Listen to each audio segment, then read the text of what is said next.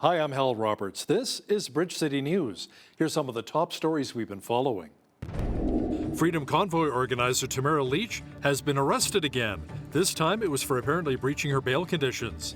Political reporter Brian Lilly joins us to discuss the Leach arrest. He will also talk about why Trudeau is not promoting Canadian oil while the Prime Minister is visiting Europe. And we hear about the massive turnaround in Alberta's economy, which went from an $18.2 billion projected deficit to an almost $4 billion surplus. Your nation, your province, your southern Alberta.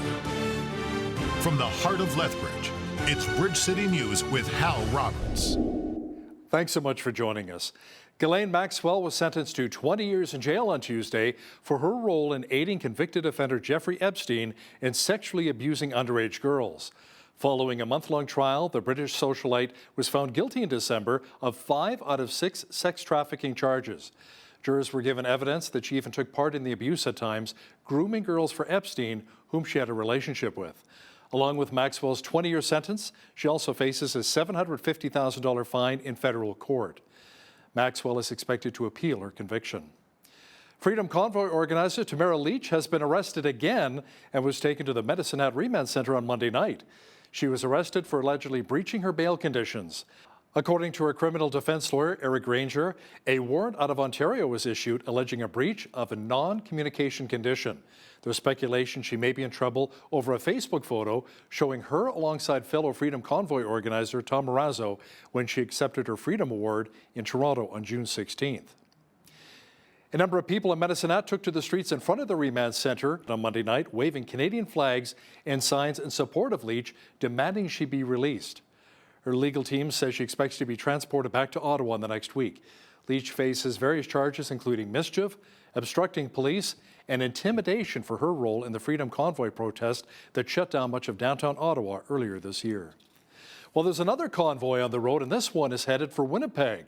The group calls itself the Battle for Canada, a grassroots spirit-led organization which says they're seeking God, partnering with God, and fighting for Canadians' freedoms. They'll be in Winnipeg on Canada Day through July the 3rd.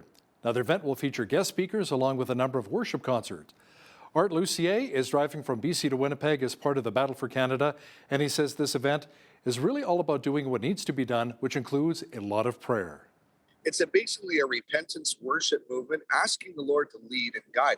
We've had many great gifted speakers from Canada and America come and show up, but something unique is that we have no schedule.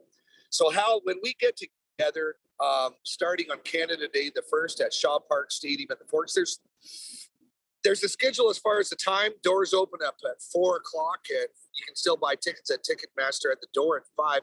We start at 6, but there's no schedule.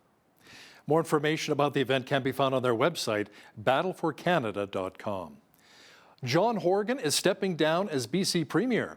This follows weeks of speculation about his health and political future. The 62-year-old has been Premier since July 18th of 2017, following a confidence vote in the legislature. The NDP and Greens joined forces to defeat Premier Christy Clark following a close election. The new Premier will serve until the next provincial election, which is scheduled for the fall of 2024. Now, last November, Horgan said he had throat cancer and went on to receive a number of radiation treatments. Last week, he spoke about being cancer-free, but on Tuesday, said he no longer has the energy to lead. The treatment was rigorous, and I was in my enthusiasm to get back to work. I've confessed this in other interviews. I probably got back a bit earlier than I should have, but it doesn't change the fact that I'm going to be 63 this summer, and I've been involved in public life, working in government since for 36 years. I've been an MLA for 17. I've been leader of the NDP for 8. And Premier for 5. And I don't want to sound like a resume here, but if you add all that up, it's a lot of intensity. My nature is to dive in fully to the tasks before me. And my spouse and I just felt that it was time that I pass on to another generation. Horgan also faced political controversy when he announced he was scrapping the $789 million Royal BC Museum redevelopment. He took responsibility for moving ahead with the controversial and expensive project without public consultation.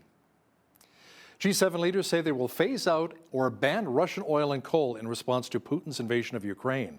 At their summit in Germany, the leaders say they have promised immediate action to counter the rising cost of oil, but say they will not compromise on their climate goals. In the short term, in the immediate, there are real pressures on Europe and on the world that is reliant on Russian energy sources. And we will be there in the short term with whatever support we can. And the conversations around LNG are centered around the fact that LNG infrastructure is the same type of infrastructure that is going to be needed as we transition towards hydrogen.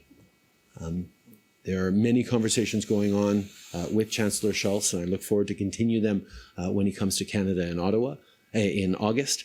But we are certainly going to continue these conversations about how we can be helpful in the short term, but how we can ensure transition to cleaner energy in the medium and long term.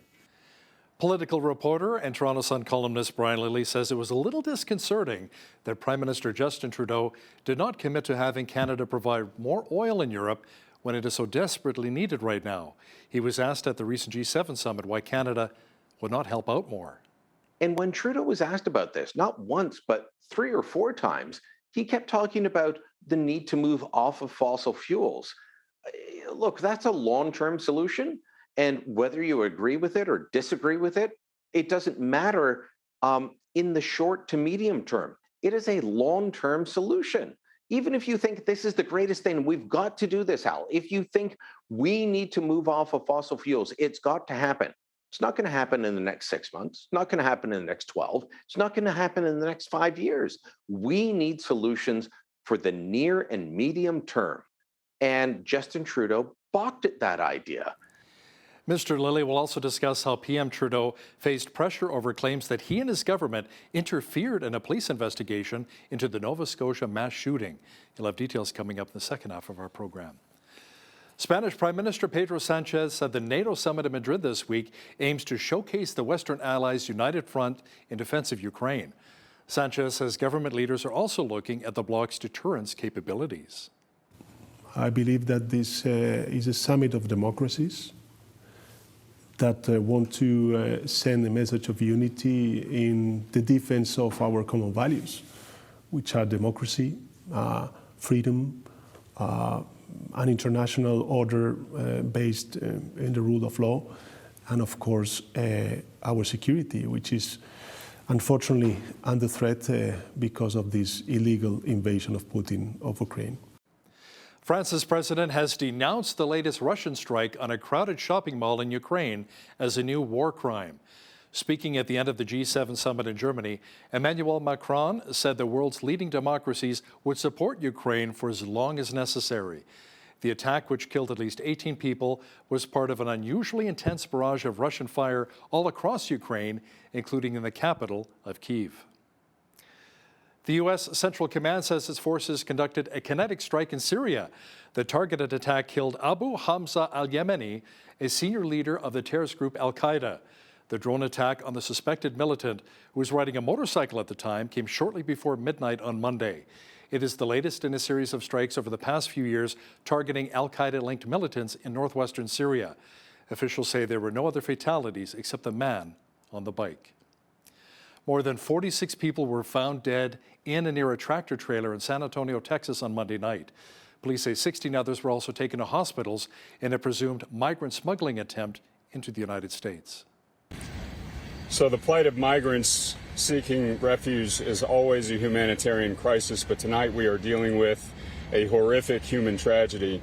A worker who works in one of the buildings up here behind me heard a cry for help, came out to investigate, found a trailer with the doors partially open, opened them up to take a look, and found a number of deceased individuals inside. Engine 52 arrived and found the trailer, as Chief McManus mentioned, with a body outside and several that they could visibly see inside once the doors were opened.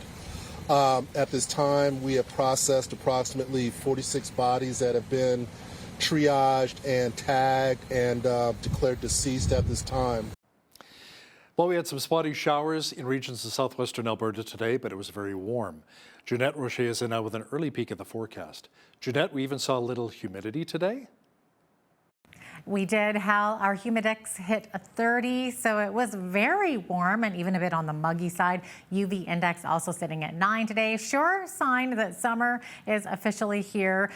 This evening, we're looking at partly cloudy skies. There is a chance of showers and a risk of a thunderstorm. Also, winds gusting up to 50. Those winds are going to stick around for Wednesday, up to 60 kilometers per hour. Lots of sunshine, though, and 23 degrees. I'll have all the rest of the details for this long weekend coming up later on in the show. Great. Thanks so much, Jeanette. Alberta is back in the black in a very big way, turbocharged by high-flying oil prices.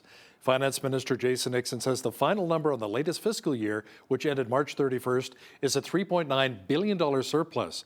It is the first time in 7 years the provincial budget will not spot red ink on the bottom line.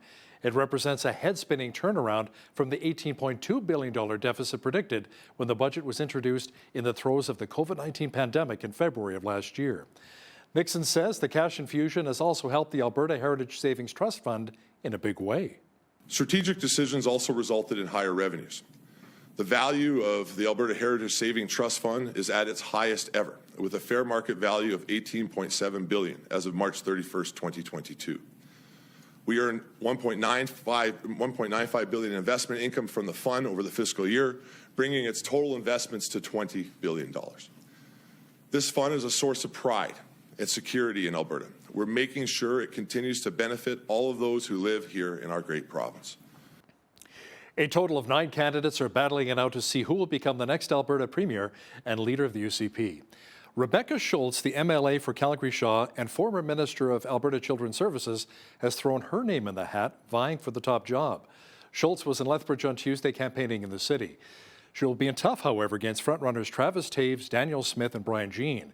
She says there are a few things that make her stand apart from her competition. We need somebody who is focused on the future, who is a good communicator, who can explain that the reason why Conservatives care about economic growth and jobs is not because we love GDP or labor market statistics. It's in fact because we care about people, that we can make compassionate, common sense decisions. And why we want that economic growth is so that we have the resources needed to invest in things that matter to everyday Albertans, from healthcare to education to public services. Schultz will be at Honker's Pub 7 p.m. Tuesday night meeting with Lethbridge residents. The UCP will name their new leader on October the 6th. Jason Kenney has stayed on as interim leader of the party since he announced he was leaving the position last month after only receiving just over 51% support from party members. Calgary has been selected to host the 2024 Special Olympics Canada Winter Games. Mayor Jody Gondek says the city is excited to share its great facilities and inclusive community spirit. The city will host around 1,300 participants for the event, along with officials, friends, and family. Tourism Calgary says it expects the Games to bring around $9 million to the local economy. The War Amps has provided services for those who are missing limbs since the First World War ended back in 1918. The organization launched its campaign to send out key tags across Lethbridge and southern Alberta to help people recover their lost keys. Video journalist Micah Quinn has more now on the campaign and how a current worker from the War Amps was able to receive help as an amputee from the nonprofit group.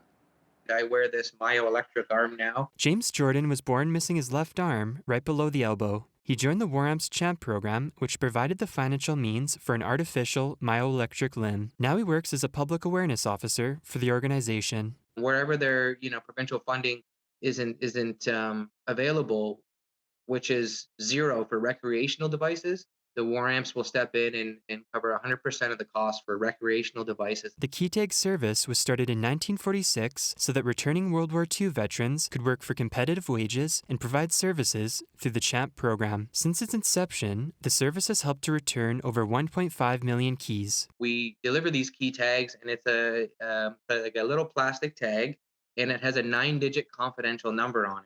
And that 9-digit confidential number is linked to your name and address. So as soon as you get that package in the mail, All you have to do is take them out of the package and put them right on your keychain, and they start working for you. Since the War Amps is a nonprofit organization, the key tags are sent in the mail for free, but donations are gladly accepted that go directly toward helping amputees. And the donations for our child amputee program provide financial assistance for artificial limbs, as well as emotional assistance through many of our events, such as our child amputee seminars, where we host families that get together and talk about their amputations and sort of teasing and staring and what's bugging them and new advancements in prosthetic technology, and they're able to show off their limbs and really just network and share, tips and tricks with each other. For more information on the War Amps, you can visit waramps.ca. For Bridge City News, I'm Micah Quinn.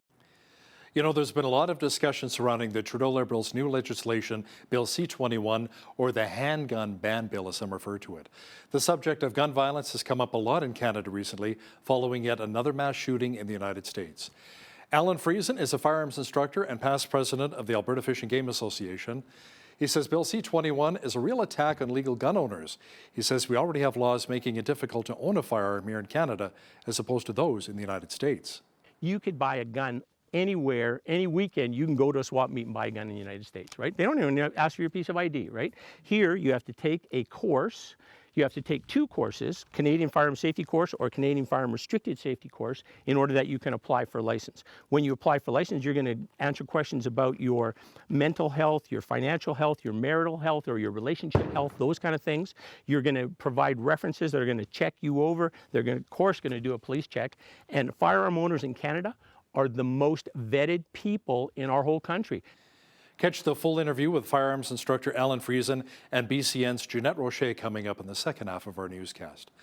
With the Canada Day long weekend just around the corner, you might be planning a little getaway to the mountains in nearby Waterton Lakes National Park. According to Waterton Chamber of Commerce President Shamir Suleiman, the park will be extending the festivities celebrating Canada Day beginning on Thursday. Our celebrations are actually on June 30th. We have a bike parade, we have a dinner that's open to the community and visitors alike. That's happening on the 30th.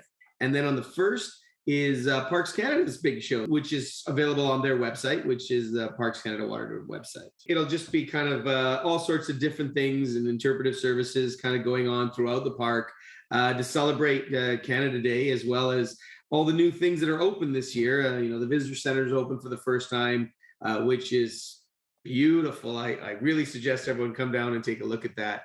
That's a huge project that finally is completed and finally open after COVID, which is amazing for everybody. Everything's open. Cameron Lake boat rentals will finally open a little late, but they're going to open very soon in the next few days. The cruises are open. Horseback riding, the golf course is actually in amazing shape. Best shape that I've actually ever seen it in. Sounds like a great long weekend in Waterton, and the weather should be nice too. Well, we enjoyed a little bit of liquid sunshine in parts of southwestern Alberta today, and those rain clouds should be leaving us very soon. A complete look at the weather picture is coming up.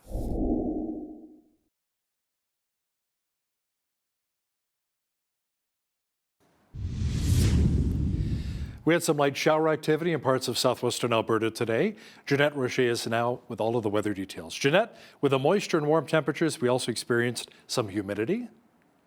Yeah, a little muggy today with that humidex reaching 30. We're looking at a chance of showers overnight, as well as a risk of a thunderstorm this evening. Into tomorrow, though, beautiful sunshine, 23 degrees. We're looking at winds up to 60 kilometers per hour, so going to be a little gusty.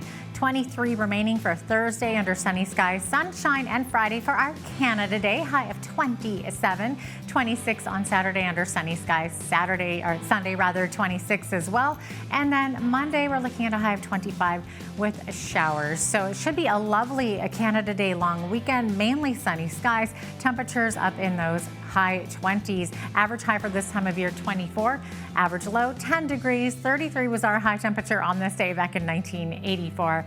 And in 1946, Lethbridge was sitting at 0 degrees. 5:26 was the sunrise this morning and our sunset this evening, 9:43 p.m., giving us 16 hours and 17 minutes of daylight. So So same thing as yesterday. So we're kind of evening out there. Over on the west coast tomorrow, looking at showers, a bit windy in the Juan de Fuca Strait. Victoria sitting at 18 degrees. Same thing for Vancouver. Vancouver looking at a 40% chance of showers. Edmonton, lots of rain, 10 to 15 millimeters is expected there. 20 degrees tomorrow in Calgary, looking at showers and a possibility of a thunderstorm as well. As we look to the rest of the prairies, 19 degrees in Saskatoon, showers, chance of a thunderstorm, 28 in Regina, showers, very humid in this whole area as well. 23 the high for Winnipeg tomorrow, and looking at a chance of showers. Also some windy conditions there as well. A lot of those prairie cities looking at winds up to 60k. 23 the high in Toronto tomorrow, risk of a thunderstorm and showers. 22 the high in Ottawa, very humid this whole area as well. 23 the high in Montreal tomorrow with partly cloudy skies. As we look to the east coast, sunshine, 27 in Fredericton, 25 in Halifax. Same thing for Charlottetown, 23 the high in St. John's though. Chance of showers there and a bit windy, cooler on the coast too than that 23 degrees. So there you have it. That is your forecast. Leaders of the world's wealthiest democracies struck a united stance to support Ukraine for as long as it takes as Russia's invasion grinds on. They vowed to hit Russia with more economic pain for its invasion. Part of that could be steps to cap Russia's income from oil sales that are financing the war. Leaders, including Prime Minister Justin Trudeau, have also vowed to ban imports of Russian gold. They will also step up aid to countries hit with food shortages by the blockade on Ukraine grain shipments through the Black Sea. A Canadian rideshare company called Tapcar is shutting down. Management points to the pandemic and soaring fuel prices as factors. Company officials say the company's service will end in Winnipeg on Sunday. The Edmonton-based outfit already closed operations in all other Canadian cities last year. They said it was the next to impossible to recruit drivers and compete with Uber. Officials say the company is now considering switching gears to launch a female-only, safety-forward rideshare business. Facebook and Instagram have begun removing posts offering abortion pills to women who may not be able to access them following the U.S. Supreme Court decision that stripped away protections for the procedure. Memes and status updates explained how women could legally get abortion pills in the mail. Some even offered to mail the pills to women living in a state that has banned the procedure. Facebook and Instagram responded by removing some of the posts. The platform's parent company, Meta, said it has a policy against gifting or selling pharmaceutical drugs. Now, here's a look at today's markets. The TSX was down 35 points on the day to 19,222. The Dow was down 491 points to 39,946. The S&P 500 was down 78 points to 3821, and the Nasdaq was down 343 points to 11,181. West Texas Intermediate oil was up 219 to 111.76 US per barrel. Natural gas was up 5 cents to 6.55 US. Gold was down 18 cents to 18.1983 US per ounce, and silver was up 2 cents to 20.86 US an ounce. Feed wheat is at 13.20 per bushel, barley is at 9.36, canola 19.84, and corn is at 11.18 per bushel. Live cattle were up 5 cents to 136.30. Feeder cattle were down 2.30 to 171.83. Lean hogs were down 25 cents to 109.93. And the Canadian dollar was up slightly over the past 24 hours at 77.71 US.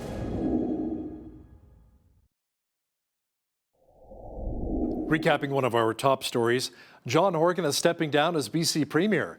This follows weeks of speculation about his health and political future. The 62-year-old has been Premier since July 18th of 2017, following a confidence vote in the legislature. The NDP and Greens joined forces to defeat Premier Christy Clark following a very close election. The new Premier will serve until the next provincial election, which is scheduled for the fall of 2024. Freedom Convoy organizer Tamara Leach was arrested and was held in Medicine Hat Remand Center.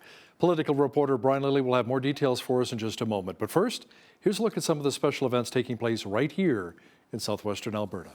Here's your Bridge City News community calendar. The live theater troupe Hootenanny returns to Gull Gardens with the play The Junk Show. Two oddball junk collectors spend their days sorting through junk that no one wants. It's hard work, but so much fun as their imaginations embark on exciting adventures with the junk that they've called So Good. Come out and enjoy this live performance starting July 2nd and running through to July 30th, every Wednesday to Saturday at 10:30 a.m. at Gull Gardens. For more information, visit newwesttheatre.com/Hootenanny. Lethbridge Legal Guidance is a nonprofit society offering free legal advice to low-income Southern Albertans. It holds clinics on Tuesdays from 4 to 6 p.m. by appointment only. Some of the areas the society assists in include family, criminal, traffic, immigration, EI, and other issues. For more information, call 403-380-6338 or visit their website lethbridgelegalguidance.ca. And that's your Bridge City News Community Calendar.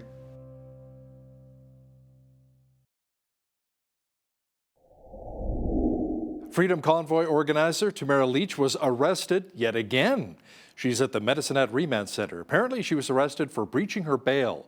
To discuss this in more detail is one of our regular contributors and political reporter, Brian Lilly, joining us once again from Toronto. So, Brian, why was Ms. Leach arrested this time? So there's a couple different reports on why, but basically it comes down to breach of recognizance, as the police like to call it, breach of conditions. She had certain bail conditions placed upon her. And so, one story is she criticized the government. I don't think that should ever be a bail condition. If you criticize the government, you go back to jail. That's not what we want in Canada. But when she came to Toronto for the Freedom Award given out by the Justice Centre for Constitutional Freedoms, there's photos of her with Tom Marazzo, one of the other organizers of the convoy protest. She was under her bail conditions, not supposed to be in contact with him, not to meet up with him. Photos taken at the event and posted on social media. Okay, dumb move. If it's going to happen, don't post it online for the cops to find. But look, Hal, I'll say this. If we're going to start arresting Tamara Leach for something like this, I'd be fine. As a law and order guy, I'd be fine with that based on these conditions. Stop letting out the people who shoot up our streets on bail so that they can be arrested again for shooting up our streets and then given bail again. I was at a news conference on Monday with Ontario Premier Doug Ford and Toronto Mayor John Tory, and they were both asked about the staggering amount of gun violence that happens in our cities, specifically across the country, but in Toronto specifically, there's been a rash of it lately. And both men said, look, we've got to deal with bail conditions. The Trudeau government isn't looking to do that except in certain political circumstances. So, if we were arresting everyone that breached their bail conditions in the same way that we're arresting Tamara Leach, then I'd say, well, look, we've got to treat everyone the same. We're not treating everyone the same. She's being treated harsher than people who are literally letting bullets fly and at times hitting innocent bystanders. That's not the way our system should work. Many people believe she's being made an example of, and which is very sad for her and her family. Brian, the judge heading up the inquiry into why the Emergencies Act was invoked has denied the Conservative Party's standing. They had asked to be a recognized group, but the judge turned them down. What reasons did the judge give? So when there's a public inquiry or a trial, groups can ask for standing. They can ask to be a recognized party to the proceedings so that they can make arguments before the judge. Happens all the time in Supreme Court cases where somebody says, well, I have an interest in this issue, therefore I should have standing. And groups are often recognized, and some make complete sense, some don't, but they're still given standing. In this case, the Conservative Party said, we want standing. There are several reasons. We need to hold the government to account. We have been disparaged because of people within our party meeting with people from the convoy before the Emergencies Act was introduced. All of these different reasons, we need to be given standing. Justice Rouleau, who I will point out is, I'm not worried about the fact that at one point he was a Liberal donor, but he was a past Liberal staffer going back decades. He said no. Now, he did cite some precedent, both from Ontario precedent, the Walkerton Commission into tainted water that happened here back in the 90s, but also the Gomery Commission, and said an opposition political party. So in the Walkerton Commission, it was the Ontario NDP wanted standing. They were denied. In the Gomery Commission, it was the Conservatives, or back then the Canadian Alliance, that wanted standing. They were denied. He's citing that and saying, look, there are political considerations, but my issue is not to look after the political considerations. anything discussed at this could end up being an issue in an election, and I don't want to be involved in the partisan side of that. I kind of understand where he's coming from to a degree, but the Conservative Party of Canada has been disparaged by the government time and again.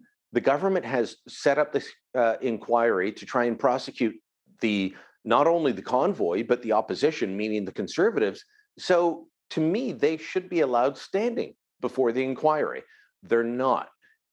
This just makes me worried that the whole thing is set up not to look at why the government invoked the Emergencies Act, but to prosecute those who were opposed to the government. Prime Minister Justin Trudeau is in Europe right now, Brian. He wrapped up a G7 meeting in Germany after attending a Commonwealth meeting in Rwanda. Now, our Prime Minister was asked about Canadian oil and gas being a big part of the solution for Europe in light of Russia's invasion of Ukraine. And let me guess, Trudeau was a little less than supportive of our energy sector? Yeah, look, you've got French President Emmanuel Macron. I mean, this is a man definitely of the progressive left. And he's saying, we need the oil and gas producers to step up production.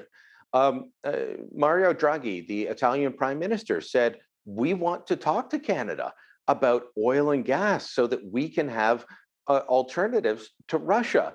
And when Trudeau was asked about this, not once, but 3 or 4 times, he kept talking about the need to move off of fossil fuels.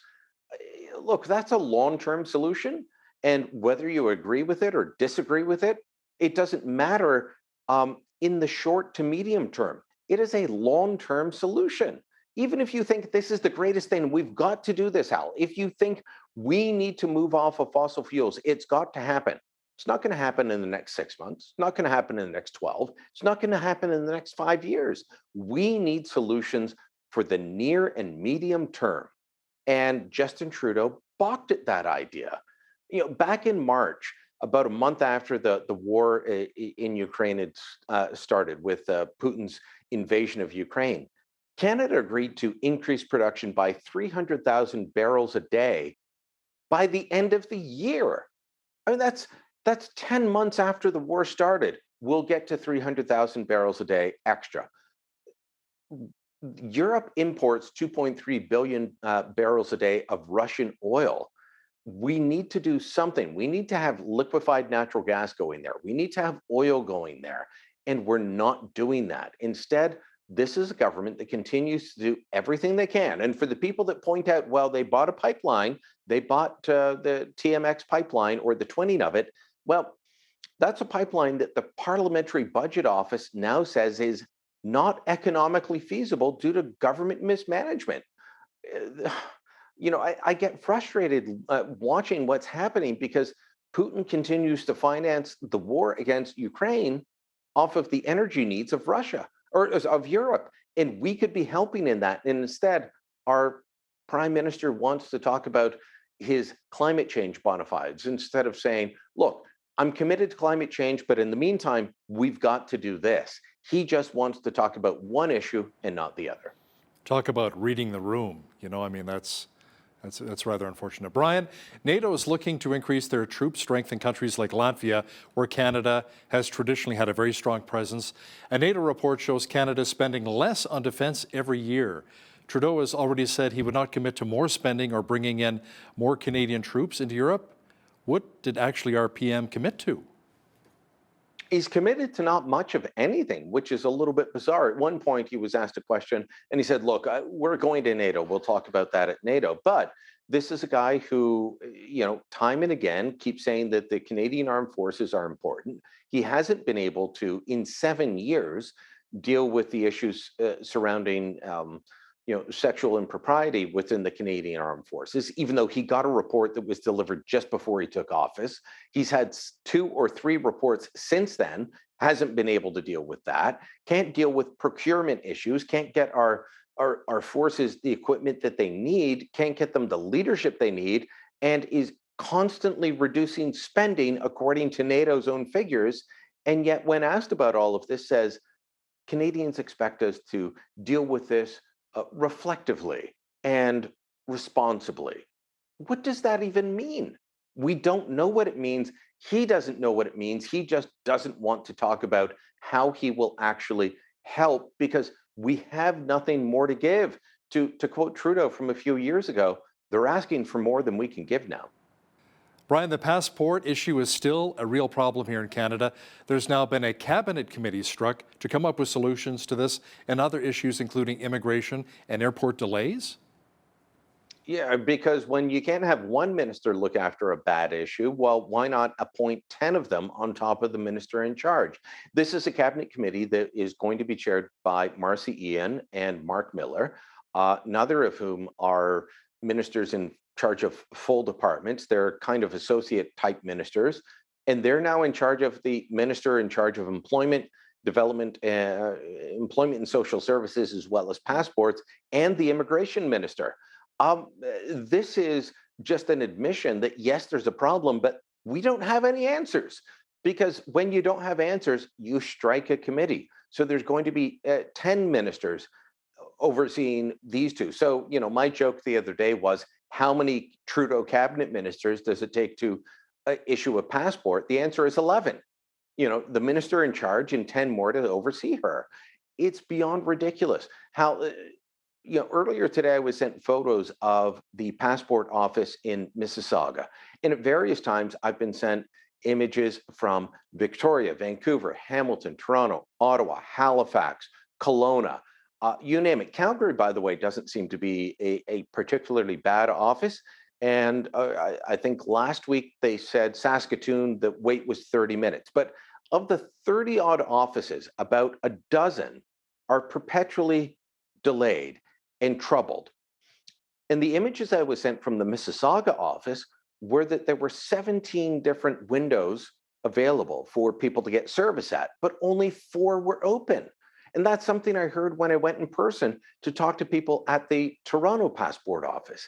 They said that someone had come out early in the morning and said, well, if everyone shows up to work today, you should be out soon.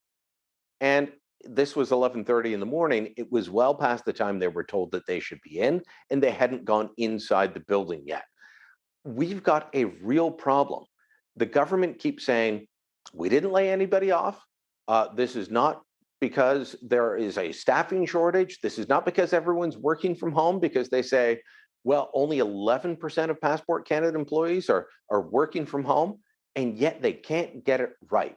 Is it any wonder that when we can't get basic services right, that we find doing the big things difficult? We've been issuing passports in this country for more than 100 years, and now suddenly we can't get it right, even though we are below 60% of the pre-pandemic average. Brian, the Prime Minister faced a lot of pressure recently over claims that he and his government interfered in a police investigation into the Nova Scotia mass shooting. Brian, why don't you walk us through what happened and why this matters? So if you remember back to April 2020, the horrible shooting and massacre, because they weren't all killed. There were 22 Canadians killed. A number of them were killed in the house fire where the killer, and I won't use his name, but the killer locked them in the house and then set the place on fire. Other people were shot and killed. He had a hit list. He took out an RCMP officer that confronted him. 22 Canadians lost their lives. And in the wake of that, we ended up finally appointing an organization that's now called the Mass Casualty Commission. Biggest mass shooting in Canadian history, biggest massacre. These are important matters. But last week, the commission issued documents that showed in handwritten notes from the superintendent in charge, the public face of the investigation, a guy named Superintendent Darren Campbell, a guy with a stellar reputation with past RCMP commissioners, said that he had been called into a meeting and chastised for not releasing the guns used in that massacre because the government wanted them out in the public. Why? Because they were going to be bringing in new gun control legislation.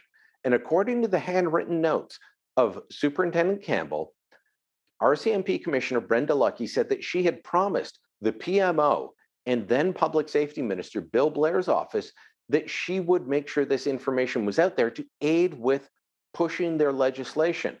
And that the officers in Nova Scotia who said, no, we can't release this because the investigation's ongoing. We're trying to figure out how he got these firearms still.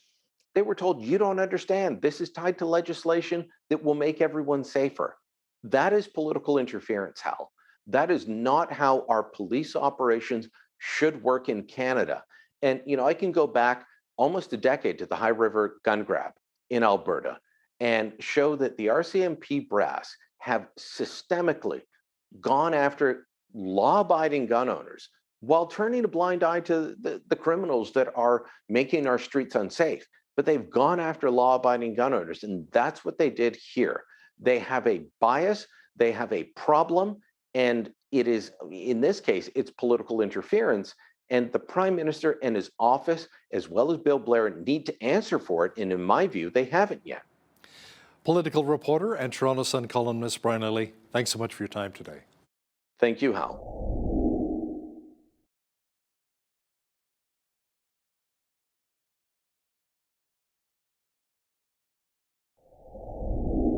We are at the Lethbridge Fish and Game Shooting Sports Facility. I am joined by Alan Friesen, who is the past president of Lethbridge Fish and Game and a firearms instructor. Right, Alan? Correct. Thanks so much for joining us here on Bridge City News. Actually, you're hosting us, so thank you for having us here. Let's talk about what Bill C-21 actually is. So I guess the components that I understand it to be of what I know, because it kind of reveals as we go with the changes. As an example, there's not supposed to be a registry, but there is a registry now, right? So there was a registry was put in place, then discontinued a number of years ago. Now on an unofficial basis, they've introduced a registry. So people like Marksman Guns and Sports, where they have a store, now they have to record every transaction, the owner, and they have to maintain these records for 20 years. That's a registry.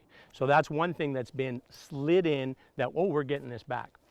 Two is that these firearms that now have been said, oh, these are too scary, Canadians can't own them, those ones that are going to be prohibited, well, that equipment then will be apparently bought back, which is different than what they've done in the past. In the past, they kind of have a grandfathered kind of a status, and then the person who's grandfathered keeps the equipment until they die, and then they destroy it, is basically the idea. Okay. So with this one here, it's different. They're going to come back and say, oh, you know, you can't use this until we come back and buy it from you. And when they buy it, it's going to be, you know, it doesn't matter. As a property owner who legally bought a piece of property in Canada, they're going to tell me what they're going to accept, what I'm going to accept for it, and that's going to be the way it is, right? Mm-hmm. So that's kind of the big chunks to it. Mm-hmm. Yes. So do you think that Bill C-21 will actually stop current handgun owners from owning handguns in the future? Well, for currents, no.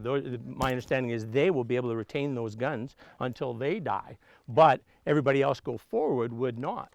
Which then like we have an amazing youth shooting program here, safe shooting program, and we have youth that are part of that, and we got 30 kids that are starting tonight in that program, right? And it is a really amazing opportunity to teach responsibility to children, to show them that their action they take has a consequence. With handguns, it happens like right away, and so we want to make that real clear that what they're using, that they have to respect it, use it safely, or they cannot participate. Yeah. So we have kids that are amazingly responsible, amazingly good citizens that have come out of that program. They're great. So, Alan, do you think that we're now going to be seeing a rush across Canada of people buying handguns before this bill passes? Yes. Every time the federal government announces firearm safety laws, my student list goes up, swells up, and every time people are in a flurry to buy equipment that might go away in the future, right, or might be restricted or controlled. Some of that is bizarre. When we're talking about the restricted firearms, the ones that are going to be restricted now, or prohibited, I should say. One, in my case, I have one that I bought 25 years ago, a non-restricted firearm, can use it, shoot a gopher or shoot a gopher. Well, you know, there are problems at the farm, so, or shoot a coyote if that's killing our cats or whatever, and then you clean it, put it back in the safe, and it's good. You know, use it for another year, right? So now I am a criminal now if I take that out of the safe. Well, that's craziness. This, of course, is a really emotional time with all recent mass shootings in the U.S. Yes. So a lot of people do want to see governments do something to stop that gun violence. So do you think that banning guns will have a tangible effect on this? No. Unfortunately, it will not.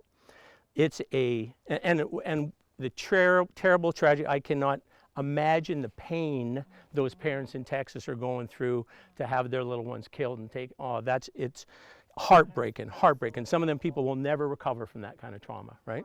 So it's horrible. But firearms, violence, like all violence, is just a symptom, right? We got to get at the cause. What is the cause? How does an 18-year-old kid get to the point where he is so disconnected and so full of hate that he's going to kill all these little innocent children, right? How does that happen?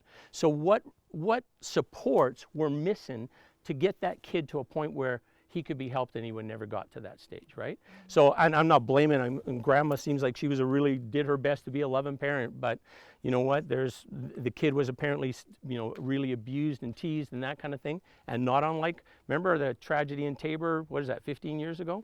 Same thing, a little kid that was, picked on and abused and told he's a worthless piece of every day, and then all of a sudden what happens, right? Violence is the problem. How do we address the violence? Because that's the issue, right? And I think we have to draw a distinction between self-violence and violence against others. Do you think that makes sense, that distinction? Mm-hmm. Yeah, because violence against self, our laws don't seem to want to be involved with that if a person, a Canadian, no longer wants to be here, that they have the right to no longer be here, and then they can even get at the medically assisted dying if they want. So self against harm is entirely different. So the whole thing that we're addressing is self against others. So the whole harm against self, harm against self. Yeah. Harm against others. Thank you. Harm against others. So that's the issue we're addressing. As it relates to firearms, that's a very, very small part of the problem. 80% of the firearm deaths in Canada are suicide. And then of the 5% that are accidents, I'm sure many of those are actually suicides as well. So we're talking a very small chunk of 1,200 Canadians, according to the Firearm Safety Course, 1,200 Canadians who die every year, at least 80% are self-harm. So it's so sad. It is. Do you think it's fair to say that a bill like this, new gun laws won't necessarily change the minds of hardened criminals or gang members? No. To somehow give up gun violence? The laws that come into place, if we're following, if the responsible firearm owners are already following all the laws, right, and all the laws already will not allow, are so stringent already. Just as a good example, we keep hearing this as assault-style rifles, right? That's what you keep hearing. Okay, so what is an assault-style rifle? According to Google, if you look it up, it's a fully automatic firearm that is used in military pursuits, where you're going to use it to kill people. That's what an assault rifle is. We don't have assault rifles in Canada. They've been banned in Canada since 1978. So we don't have them. They're banned. There is no fully automatic firearms. Well, pardon me, there's a couple old guys that probably have them, and they got them in their safe because they're never going to leave, and when they die, they're going to be chopped up and destroyed. So we don't have assault rifles in Canada, period. Okay. Any thoughts on where the government could better spend our money to reduce gun violence? I love that you asked that question. That is a beautiful question. But I'm going to change it up a little bit, okay? I think that reducing violence is important, but I don't think it's just gun violence, because that's a really, really small part of the puzzle. Here's what I think is something we could make huge gains for people. Every day, every night in Canada, there's 3,500 women who are escaping domestic violence in their home, kiddies on their shoulders or on their hips, trying to get out of harm's way every night. And about 300 more women and their kiddos don't find shelter because there's not enough room. Okay, that is where we could make a huge, huge difference in people's lives. Instead of looking at a problem where it's mostly to do with self-harm, let's look at harm to others, very vulnerable people, and give them supports and protection. Wow, okay. Do you think that it's too easy for someone to get a gun license in Canada? Do you think that our gun laws are too lax? No, they are. I know we look at the South and we say, oh, we got this big problem because the South has a big problem. Our numbers are entirely different. We have 1,200 deaths in Canada from firearms in a year, right? 80% of those are suicide. In the United States, it's 35,000, something like that. Instead of 1,200, it's 35,000. It's a whole different context, right? And then also there's the firearm controls there. You could buy a gun anywhere, any weekend, you can go to a swap meet and buy a gun in the United States, right? They don't even ask for your piece of ID, right? Here, you have to take a course.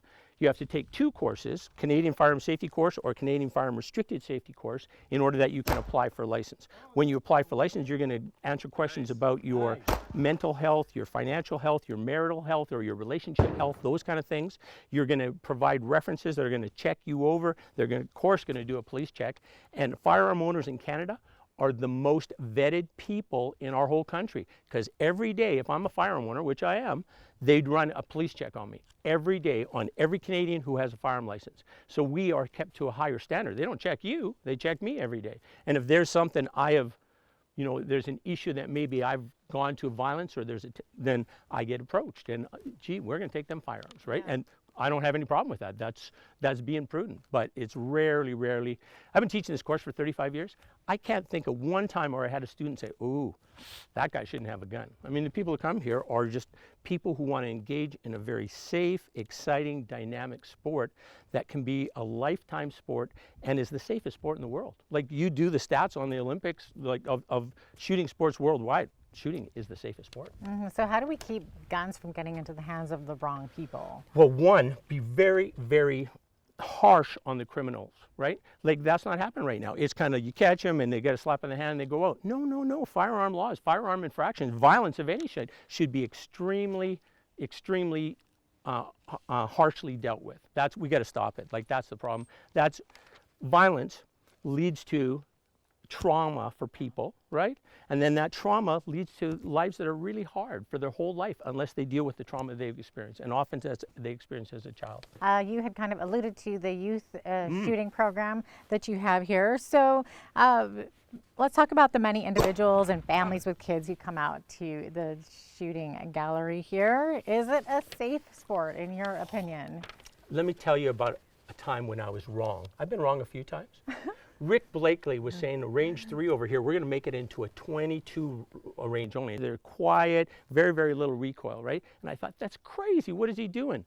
But then every night, every weekend, I see grandma there with his grandchild, and I see grandma and the aunties shooting, and it's just a beautiful family place. You come out, you buy a box of ammo for, you know, whatever this is, $3, and you got an afternoon of fun, right, with your grandkids. It's a beautiful place. So yeah, very, very family-oriented activity that way. And with the youth program, oh man, we got some kids that are, there's one kid.